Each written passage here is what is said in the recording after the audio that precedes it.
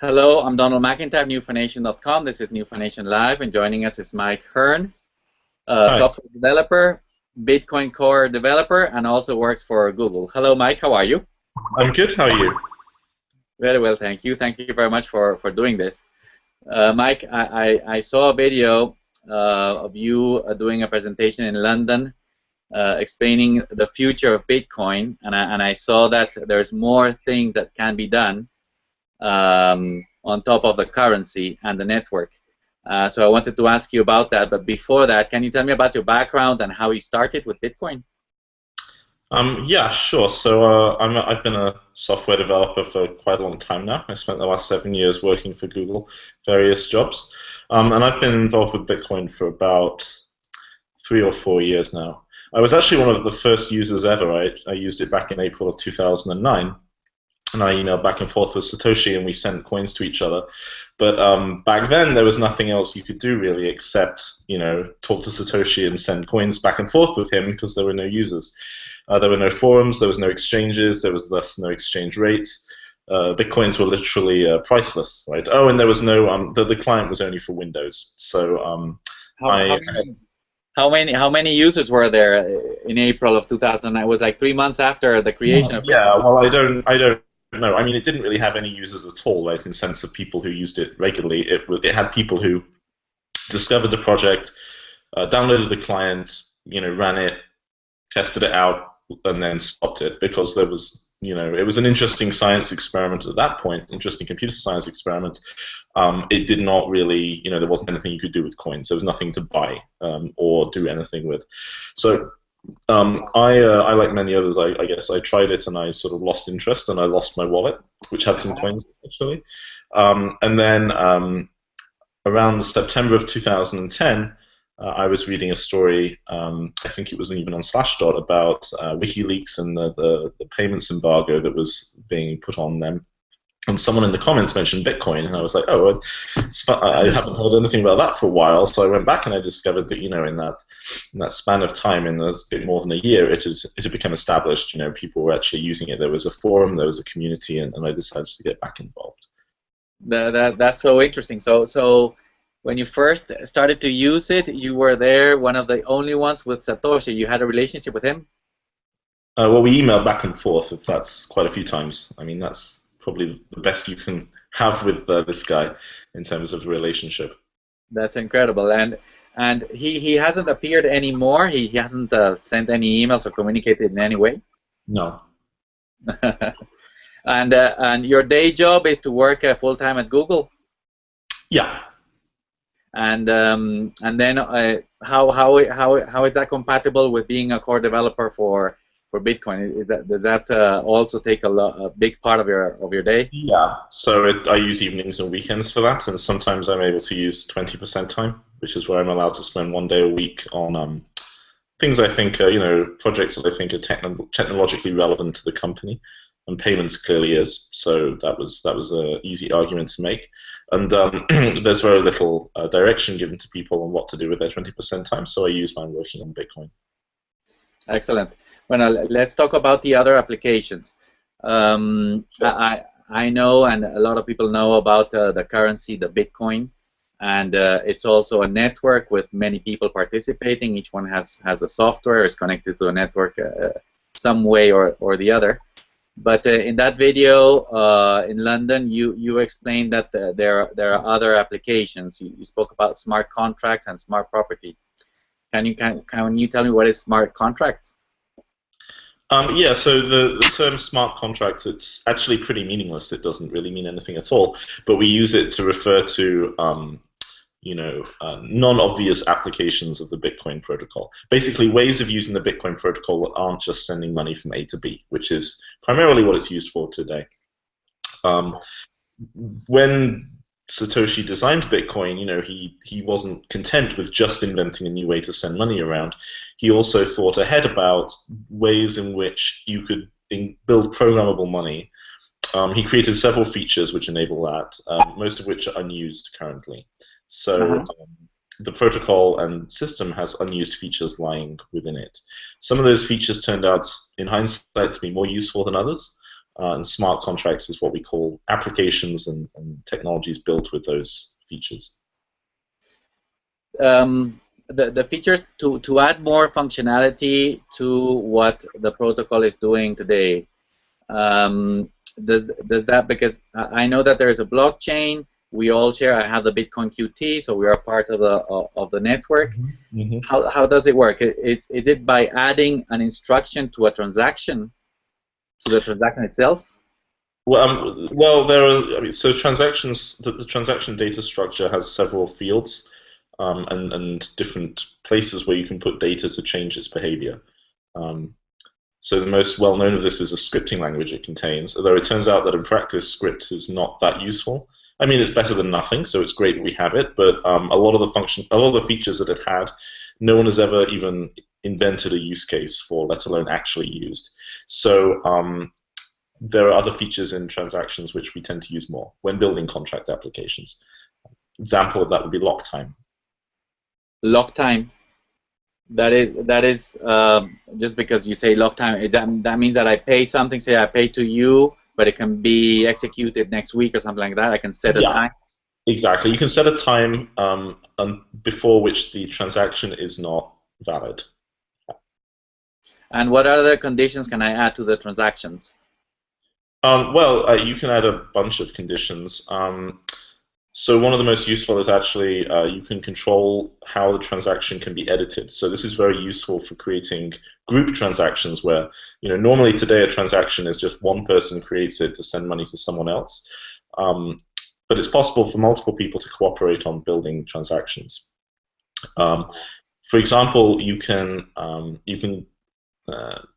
sign a transaction such that it can spend some of your money, and you can sign it with a flag called #, anyone can pay. And what that means is that other people can actually add money to this transaction as well. So you're not fixing the structure of that transaction in stone. You're allowing it to actually change after you have signed off on it. This is useful in building some kinds of like crowdfunding applications, for example. Mm-hmm. So I can say, for example, I need 1,000 Bitcoins for this project. This is the transaction. Other people can participate, and if we reach 1,000 coins, then the transaction is executed. If Exactly. not, it's not executed. It's cancelled. Yeah, exactly. Yeah. This I guess that the contract part, the contract word is because you can.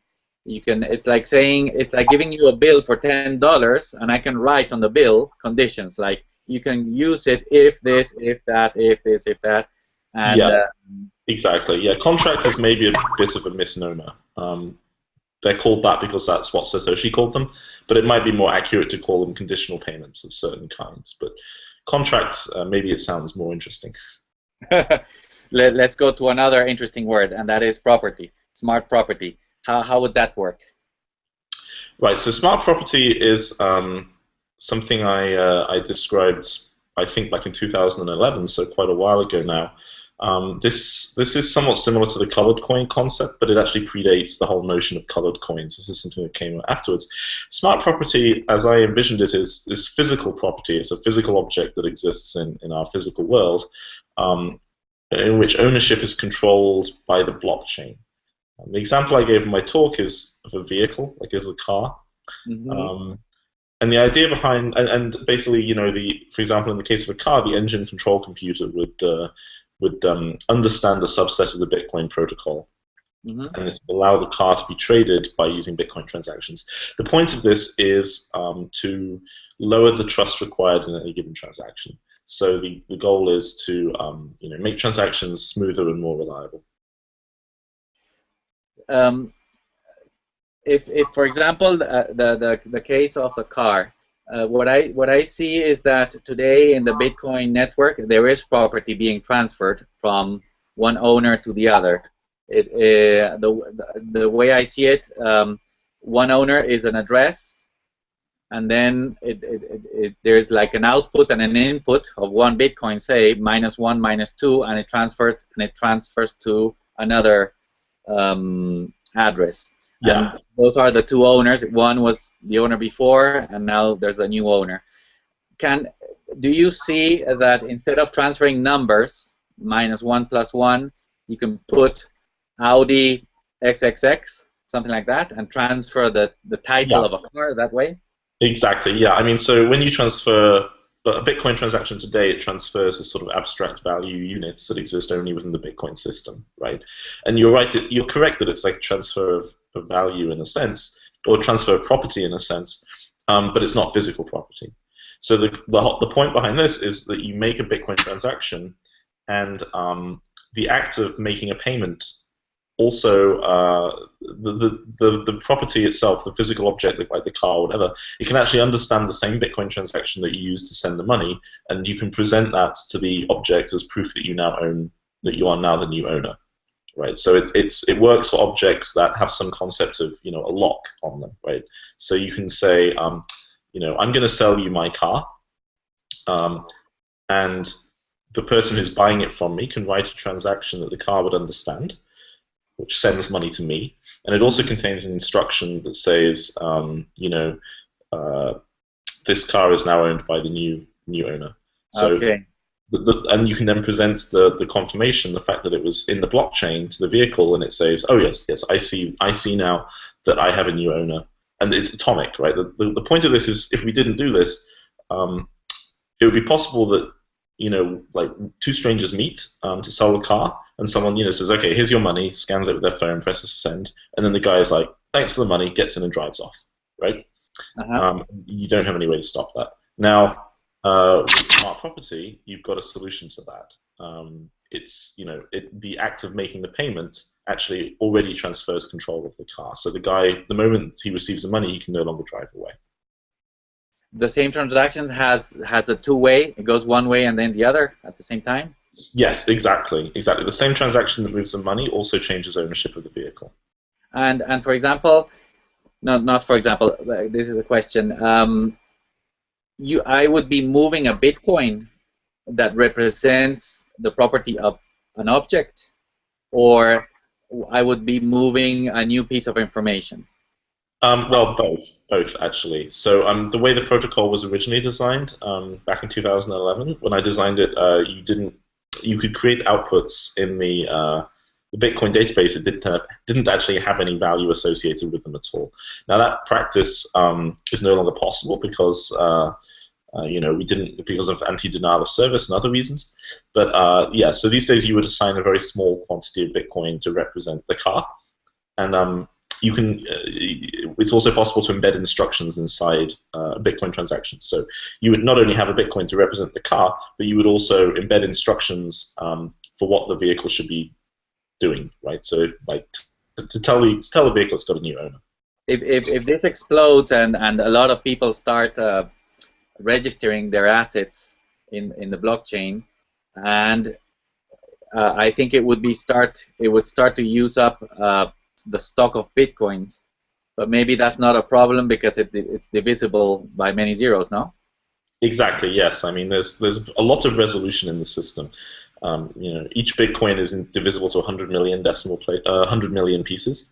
So there's plenty of resolution, and I don't think we're in danger of running out of Bitcoins anytime soon. That said, I want to emphasize at this point that smart property is not quite the same thing as colored coins. A lot of people, they looked at this idea and they said, well, that's really cool, but we don't have any objects that understand the blockchain today. So why don't we just divorce, just take out this notion that the object itself understands the blockchain, and just sort of agree by convention that a certain coin represents a certain thing, okay, like barrels of oil or bars of gold, and then you're using Bitcoin basically as a asset tracking register, but there's no actual reduction in you don't get low trust transactions out of that. It's just a convenience basically for tracking assets. So for now it's more efficient for ideas and agreements to be transferred around Bitcoin than the representation of physical objects. Well, it's not about efficiency. It's about someone actually has to build these objects. Right? I mean, like the example of a car is one I use because it's very easy to understand. But to actually build such a thing, you would need to be able to reprogram a car, which is not something most people can do. I think perhaps we might see this concept surface first in things like uh, computers that can be bought and sold that are on the internet, so shell accounts in virtual servers. Yes. So units of computation time, things like that. You could also create like a safe, like a box into which you can put things, which has like a cryptographic lock as well, Yes. right? So as long as you trust the integrity of the safe, then you can like put jewelry inside or something like that and transfer it around. Yes, I guess that hardware and physical things that depend on computation to work. It would be able to add code there to understand Bitcoin and to work only if a certain condition in the blockchain. Yeah, exactly. I can see Tesla doing that because everything is electric in the car. Yeah, exactly. I think they would be a great, and I suspect also they've got better programmers and more modern infrastructure, so it's not such a big deal for them to add these features. It would be great if they did that. But. So in the future, I can go with my phone with my Bitcoin app, and I have my Tesla, and I press it and I transfer it to someone else. Exactly, yes. But it's not only about buying and selling these things, right? The next logical step you take with this concept is lending, right? So you actually you can effectively use your Tesla and you can retain control of it, but effectively you can put it up as collateral for a loan. So you can say, please lend me some money, and if I don't pay back on time, then you get to, repossess my car. And this can be done in a totally low-trust peer-to-peer way, such that we don't need any middlemen to do this, right? It's just inherent in the smart property protocols. What I see is that it's all based on the fact that instructions can be added to Yes. a transaction. And the instructions, I guess they can be flexible for what you're describing. Yeah. And so I could add any kind of instruction. For example, as a financial planner, I used to help families plan for death, for the estate planning, inheritance. So I could say, if I have one son, I can say, okay, this computer has to be owned by him in the case I die. Yeah, exactly. I can see how the blockchain and the network can understand, and the computer can be transferred, etc. I don't know how the blockchain can know if I died. Maybe it could be hooked to a computer with a death certificate or something like that. Yeah, exactly. Yeah, so that's the kind of way you can do these sorts of things, right? As long as there is a way that Bitcoin nodes could verify the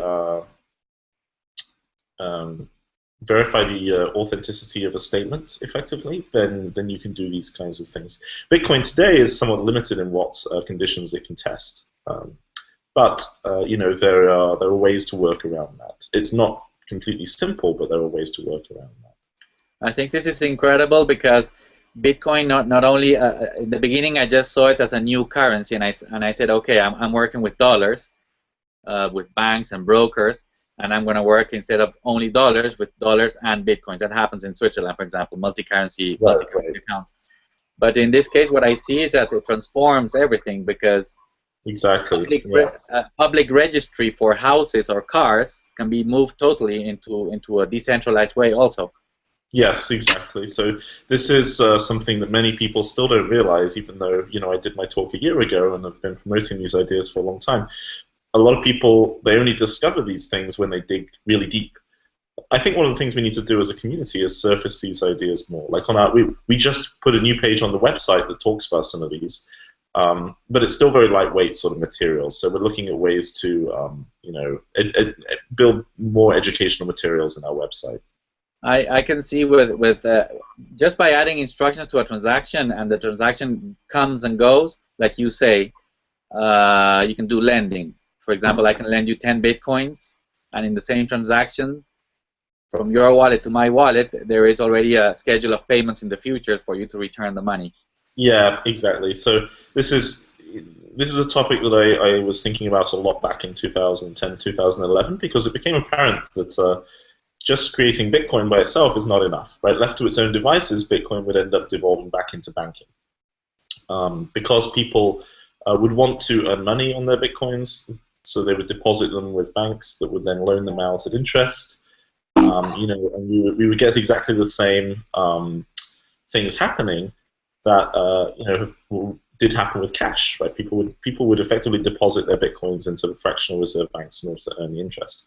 So I was very interested in ways to do credit and lending in a Yes. peer-to-peer manner, in a low-trust peer-to-peer manner, such that people can still lend their bitcoins, but they don't need a bank to do that. Yeah. Yeah, because the instruction can be set like in a lending contract. The instructions are set since the beginning how the other person is going to return the money. Yes, exactly. I can see this because the financial system is all about agreements. It's a traffic of agreements. Even the dollar is an agreement. So I can see how the whole financial system can be transferred into the blockchain, and that leads me to my last question. If a lot of companies start to implement this, two questions I have. The first one is, doesn't that load the blockchain that for now is just for transfer units to start transferring contracts also, or instructions? Well, it doesn't really place much more load onto the blockchain because these protocols can be done in quite efficient ways. So, it's something we have to be careful of because the blockchain is a shared resource. But, when you look at the actual number of bytes involved, it's not very concerning at all. And to some extent, the blockchain is there to be used, right? We don't want to say, treat it like some precious flower that we can only look at and not use because this would defeat the point, right? Satoshi designed transactions to have all of these features so they could be used, and we shouldn't be afraid of spending a few bytes here and there to achieve better outcomes. My last question is, if you know of startups, of new companies actually implementing and launching new products like these currently. Unfortunately, no. And the reason seems to be that, well, firstly, it's very complex. Its technology is complex, but also the business models are not well proven. So most startups today in the Bitcoin space, they're trying to build infrastructure that they can control and then charge fees on. So, an exchange or some kind of service business. These technologies are inherently peer-to-peer, right? That's the whole point. So as a startup, it's not obvious how to monetize that because you can't insert yourself in the middle of every transaction. Now, I think there are business models that can make this work, and we will see this happening in the next year or two, that people will explore these business models, but we're not there yet. I think that what you said is the key. The business model, or the elimination of the third party in financial transactions, at least in that part, and the decentralization, I think that eliminates the business model and the traditional business model of a bank, because the bank traffics the money from the owner to the borrower and back, and they charge in the middle everything. Here, it's like in the middle is the blockchain. There's no one to charge anything. So I think that the bank is much more efficiently deconstructed. I think that some people are going to go selling the service and just charge for the sale. Other people are going to be maybe collecting the money if the person didn't pay. So the functions of the bank are going to be like deconstructed, and independent people are going to provide the different services. Yeah, exactly. I think we want more competitive outcomes, right? In some cases, we can do away with the middlemen entirely. In other cases, we can break them apart. I can see myself selling, for example, investment plans and just charging for the sale, and that's it. Yeah, exactly. So investments. Yeah, exactly. So in that case, the actual financial transactions is not something you would be involved with, but telling people how to invest their money is the service that you would provide. Right? I mean, we can automate away things which are basically mechanical. Things where there's elements of skill or judgment, of course, you can't really do that. It's much harder. Yeah, this is fascinating. The other topic, very short. I wanted to ask you. I saw yesterday a post you wrote about a meeting that's going to be in Congress. I think it's November 18th. People of the Bitcoin community, including the Bitcoin Foundation, with senators. What's going to happen, and what is the event itself? Is it a formal hearing? Yes, And it's a what is formal. the Yeah, it's a formal hearing, so the panelists will be, they'll be sworn in. They will be talking under oath and things. So it's a very formalized, serious event, right? And these are sort of, when these hearings, people are sort of summoned to these hearings, right? Attendance, I don't think it's completely optional. Right? Someone has to go. Basically, what we expect is they're going to ask a whole lot of tough questions, right? They have a very their interest is basically crime and law enforcement, and they're also interested in learning more about this. They recognize the argument that this is a very innovative technology, but they don't have a strong grip on, why or how exactly it's going to help. So it's partly a learning exercise, and it's partly a chance for them to, give a good grilling to whoever turns up. And, they're going to be asking, very likely they're going to be asking about the Silk Road, the fact that other Silk Roads have popped up. So, is there systematic solutions? They're trying to figure out if Bitcoin is something to nurture or whether it's something to try and wipe out, basically. So it's very important that these hearings go well. But I think we've got good people testifying, and I think it will hopefully go okay. At least not be a total disaster. Very good. Well, excellent. Thank you very much, Mike, again for your time. No problem. Thank you, Donald. Let's do this again maybe in a few weeks to update what's going on in the Bitcoin world. Okay. Thank you. Bye.